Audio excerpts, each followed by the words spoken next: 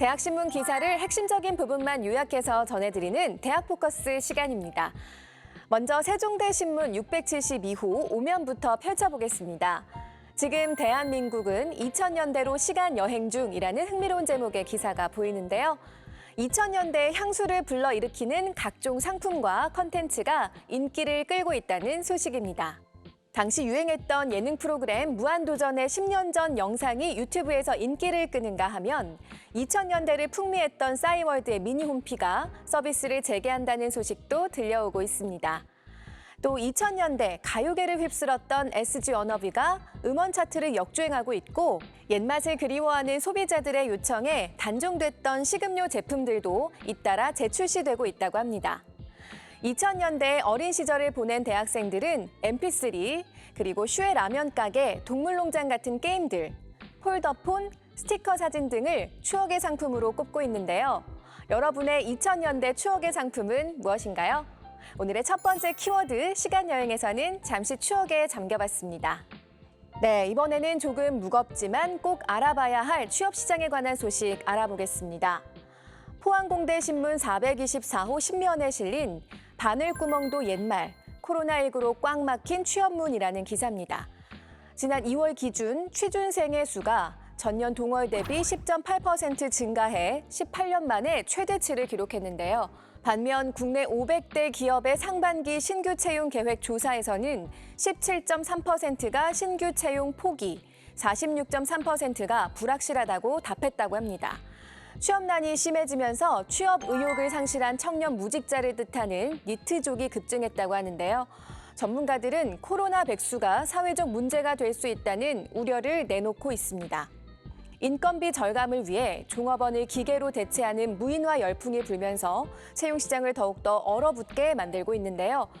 토익이나 토플 등의 시험이 취소되거나 연기되고 응시료도 인상되는 탓에 취준생들의 부담은 갈수록 늘어나고 있습니다. 청년층의 고용 위기에 대한 대책으로 정부는 청년 고용 활성화 대책을 내놨는데요. 청년층의 고용 한파를 녹여줄 계기가 될지 주목됩니다. 오늘의 두 번째 키워드는 취업이었습니다. 이번에는 전 세계적으로 봉착한 환경 위기에 대해 알아보겠습니다. 단대신문 1481호 3면에 실린 기후위기 마지막 비상 탈출구는 이라는 제목의 기사입니다. 우리나라의 최근 30년간 기후 변화를 보면 여름이 20일 길어지고 겨울은 20일 짧아졌다고 합니다. 이러한 기후 변화는 태풍, 폭염, 황사 등의 직접적인 피해와 함께 감염병의 매개체에도 큰 영향을 미친다고 하는데요. 메르스, 에볼라, 코로나19 바이러스와 같은 질병들은 밀림지대의 감소로 원숭이, 박쥐와 같은 동물들이 인가로 내려오면서 전에는 드러나지 않던 바이러스에 노출되는 것이 원인이라고 합니다. 영화 투모로우, 설국열차, 인터스텔라 등에도 기후 재난이 잘 드러나 있는데요. 2009년에 있었던 호주 산불의 경우 기후 재난을 우리가 직접 목도한 사례가 되겠죠. 이런 위기를 극복하기 위해서 2015년 파리 기후협약이 채택됐습니다. 산업화 이전 시기와 비교해서 지구의 평균 온도가 2도 이상 상승하지 않도록 온실가스 배출량을 감축하자는 합의인데요. 우리가 생활 속에서 실천할 수 있는 기후변화 대응 활동은 어떤 것들이 있을까요? 육식과 탄소 발자국을 줄이는 식생활, 투표권 행사, 기후위기 관련 행동 동참 등이 있습니다.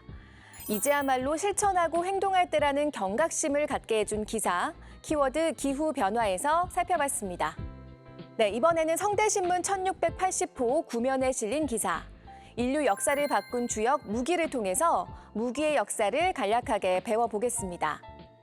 인간의 역사는 무기의 역사라는 말이 있을 정도로 무기와 역사는 밀접한 관계하에 발전했다고 하는데요. 고대에는 창, 칼, 방패 등의 무기가 활용됐고 고대 그리스군은 묵직한 무기로 전투에서 승리를 이어나감으로써 그리스 문화를 융성할 수 있었습니다. 이후 화약의 개발로 무기는 커다란 전환점을 맞이했는데요. 방어 위주에서 공격 위주의 전술로 변했다고 합니다. 이러한 변화를 극적으로 보여주는 역사적 사건이 프랑스 대혁명인데요. 꾸준한 군사훈련을 받은 기존의 기사 계급을 상대로 전문적으로 훈련받지 않은 남성과 여성이 전투를 일으킨 것이 혁명의 배경이었다고 합니다.